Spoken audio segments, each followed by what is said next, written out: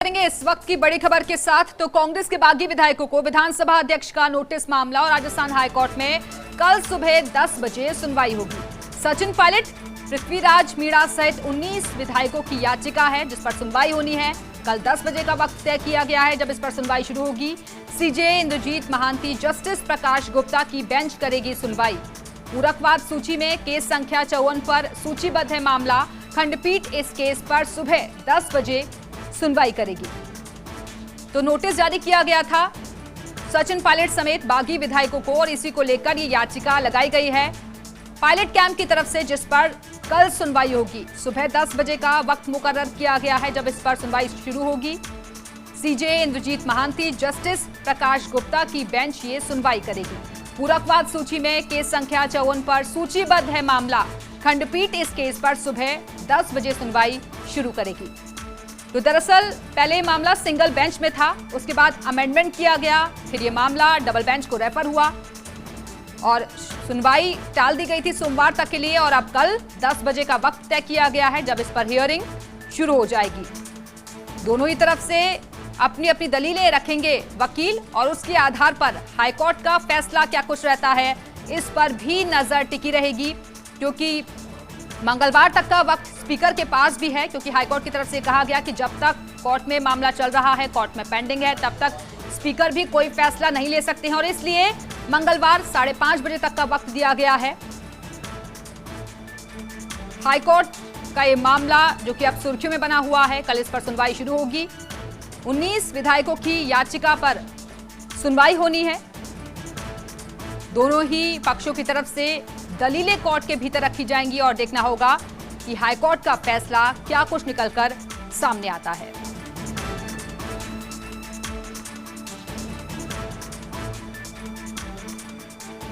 तो pilot camp की तरफ से कहा गया कि 10वीं अनुसूची का ये उल्लंघन नहीं है, जबकि जो गहलोत कैंप है इसे उल्लंघन बता रहा है। लेकिन फौरी तौर पर राहत उस दिन जरूर मिल गई थी जब डबल बेंच ने इसे सोमवार तक के लिए टाल दिया था पायलट कैंप को। लेकिन अब अंदर खाने क्या कुछ रणनीति दोनों कैंप से तैयार की गई है, किस मजबूती के साथ दोनों ही कैंप अपना अपना पक्ष रखेंगे वकीलों के जरिए, यह देखना होगा। तो दरअसल जब बैठक हुई थी उसमें बागी विधायकों को भी आने के लिए कहा गया था, दूसरी बार भी बुलाया गया, लेकिन फिर भी जब वो शामिल नहीं हुए तो उसके बाद इसको लेकर नोटिस जारी किया गया। इस वक्त हमारे साथ हमारे सहयोगी निजाम कंटालिया जुड़ गए। निजाम, कल का दिन काफी महत्वपूर्ण जब हियरिंग शुरू होगी। बेसिक देखिए कि जिस तरीके से विधायकों का मामला है, बागी विधायकों के कांग्रेस का मामला है, कल सुबह ही 10 बजे इसको रखा गया है और जो कह सकते हैं इसमें सप्लीमेंट्री लिस्ट होती है उसमें पहले नंबर पे इसको रखा गया है। मुख्य न्यायाधीश इंद्रजीत महांती के साथ जस्टिस प्रकाश गुप्ता की बेंच इस पर सुनवाई करेगी। और महत्वपूर्ण बात यह है कि कल की जो सुनवाई है वो अब बहुत खास हो जाती है।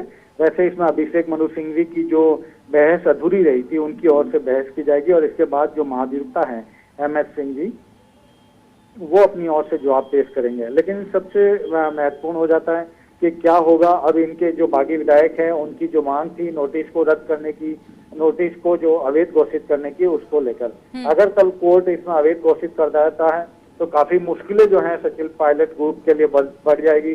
दूसरी तरफ जो इस मामले में कह सकते हैं चीफ व्हिप हैं, जो मुख्य सचेतक हैं महेश जोशी, उनकी ओर से जो एप्लीकेशन पेश की गई थी वो मंजूर हो गई, उनकी ओर से कल जवाब भी पेश कर दिया गया है। उन्होंने भी यही कहा है कि जो सबसे बड़ी कमी थी विधानसभा अध्यक्ष के नोटिस की उसमें यही था कि 7 दिन का नोटिस दिया जाना जरूरी था, जिसको ऑलरेडी अब 3 दिन से बढ़ाकर 7 दिन हो चुके हैं, क्योंकि 21 तारीख की शाम 5 बजे तक का वक्त दिया गया।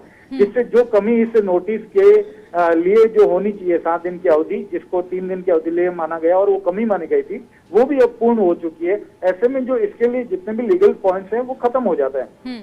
दूसरी बात इन्होंने ये भी कही है, जो महेश जोशी की ओर से जवाब पेश किया गया, कि एक बार किसी भी प्रावधान की वैधता अगर सुप्रीम कोर्ट में तय हो जाती है तो दूसरी बार उसकी वैधता जो है उसका वैधता तय नहीं की जा सकती है। और जैसे कि बताया, अनुसूचित संविधान की अनुसूचित जो 10 है, शेड्यूल 10 है, उसको लेकर जो दल बदल कानून को लेकर है, उसको प्रावधान को पहले ही सुप्रीम कोर्ट तय कर चुका है। ऐसे में अब राजस्थान हाईकोर्ट जो है वो इसको तय नहीं कर सकता। तीसरी बात, जो अहम बात यह है कि जो ये जो प्रक्रिया है वो एक सदन की प्रक्रिया है और विधानसभा अध्यक्ष ने नोटिस जारी किया है। इसको जो है एक कोर्ट के अंदर तय नहीं किया जा सकता कि क्या होगा या क्या नहीं होगा। तो इसलिए कल बहुत महत्वपूर्ण हो जाता है।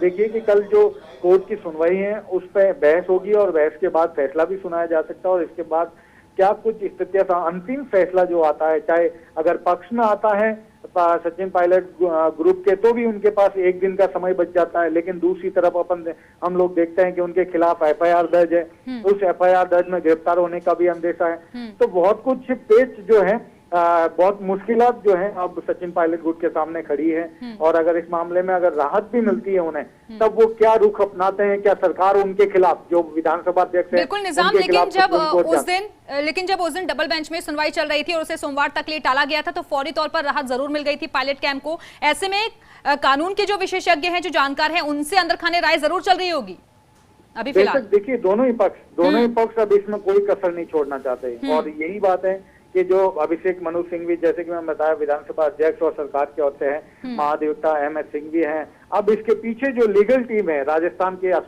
जो मुख्यमंत्री अशोक गहलोत की लीगल टीम के कुछ लोग भी माने जाते हैं, जैसे जो बाफना अम्बा काफी इसमें महत्वपूर्ण कर रहे हैं पर्दे के पीछे, वो भी इस पूरी कह सकते हैं कि तैयारियां की जाती है। उनकी जो लीगल टीम है, जैसे जो अतिरिक्त महाधिवक्ताओं की टीम है, वो भी इसमें कहीं कहीं लगी हुई है। तो एक बड़े स्तर पे कह सकते हैं दोनों पक्ष अपनी अपनी जगह पे लग रहे हैं, क्योंकि हरीश साल्वे एक बड़ा नाम है देश में विधिवेताओं में, और अगर मुकुल रोहतगी खुद अटॉर्नी जनरल रहे हुए हैं, तो दोनों साइड से ऐसा नहीं कह सकते कि किसी भी पक्ष के कोई कमजोर है, कोई पैरवी में कोई कमजोरी रखना चाहता हो। लेकिन बहुत महत्वपूर्ण है कि जो अंतिम फैसला आएगा वो बेहद मायने रखता है, और दोनों ही कह सकते हैं विधानसभा अध्यक्ष के लिए भी और सचिन पायलट गुट के लिए भी।